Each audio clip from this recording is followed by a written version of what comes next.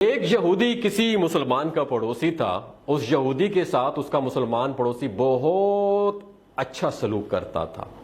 مسلمان کی یہ عادت تھی کہ وہ ہر تھوڑی دیر بعد یہ جملہ کہتا تھا کہ حضرت محمد صلی اللہ علیہ وآلہ وسلم پر درود شریف بھیجنے سے ہر دعا قبول ہوتی ہے اور ہر حاجت اور مراد پوری ہوتی ہے.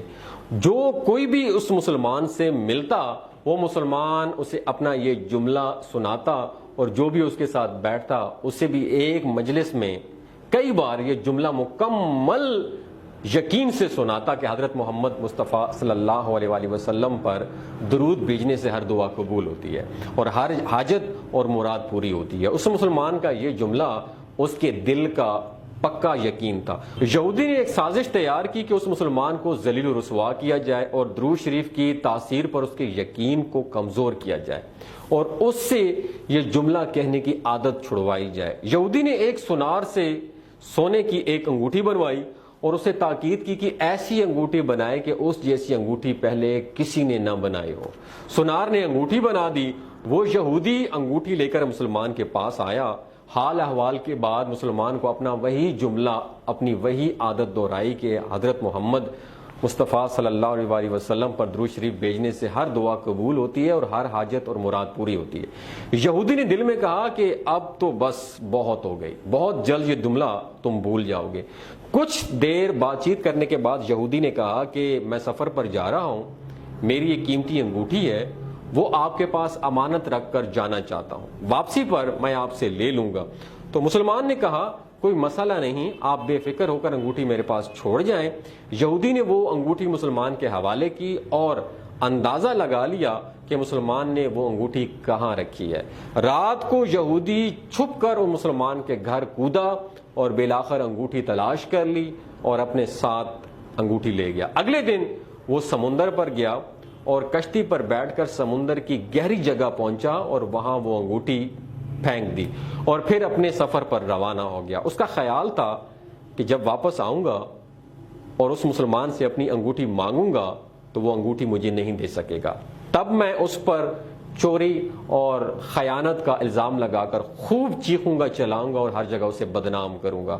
وہ مسلمان جب اپنی اتنی رسوائی دیکھے گا تو اسے خیال آئے گا کہ درود شریف سے کام نہیں بنا اور یوں وہ اپنا جملہ اور اپنی دعوت چھوڑ دے گا. مگر اس نادان کو کیا پتا تھا کہ درود شریف کتنی بڑی نعمت ہے. یہودی اگلے دن واپس آ گیا, سیدھا اس مسلمان کے پاس گیا اور جاتے ہی اپنی انگوٹھی طلب کی. مسلمان نے کہا آپ اطمینان سے بیٹھیں, آج درود شریف کی برکت سے میں صبح دعا کر کے شکار کے لیے نکلا تھا کہ مجھے ایک بڑی مچھلی ہاتھ لگ گئی ہے. آپ سفر سے آئے ہیں, وہ مچھلی کھا کے جائیے گا.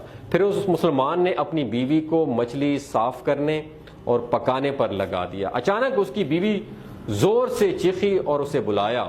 وہ بھاگ کر گیا تو بیوی نے بتایا کہ مچھلی کے پیٹ سے سونے کی انگوٹھی نکلی ہے اور یہ بالکل ویسی ہے جیسی ہم نے اپنے یہودی پڑوسی کی انگوٹھی امانت رکھی تھی. وہ مسلمان جلدی سے اس جگہ گیا جہاں اس نے یہودی کی انگوٹھی امانتاً رکھی تھی. انگوٹھی وہاں موجود نہیں تھی.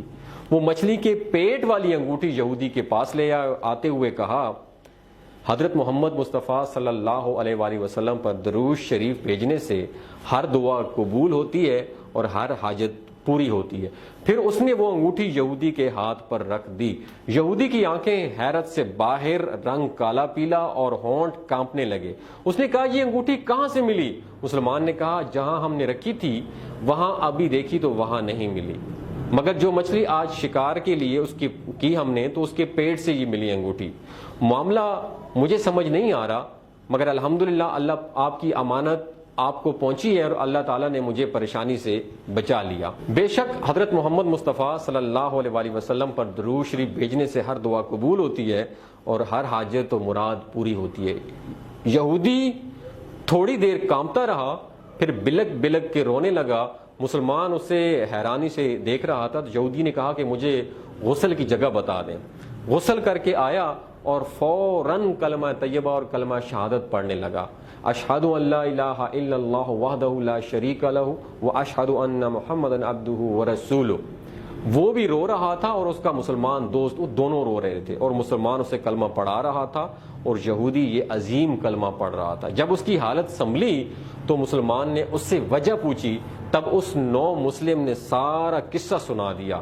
مسلمان کے آنسو بہنے لگے اور بے ساختہ کہنے لگا، حضرت محمد مصطفیٰ صلی اللہ علیہ وآلہ وسلم پر درود شریف بھیجنے سے ہر دعا قبول ہوتی ہے اور ہر حاجت مراد پوری ہوتی ہے۔ ایک آخری بات دوستو عرض کرتا چلوں، اگر کبھی کوئی ویڈیو، کال، واقعہ، سچی کہانی یا تحریر وغیرہ اچھی لگا کرے تو اسے دیکھنے کے بعد مزید تھوڑی سی زحمت کر کے اسے اپنے دوستوں سے بھی شیئر کر لیجیے گا۔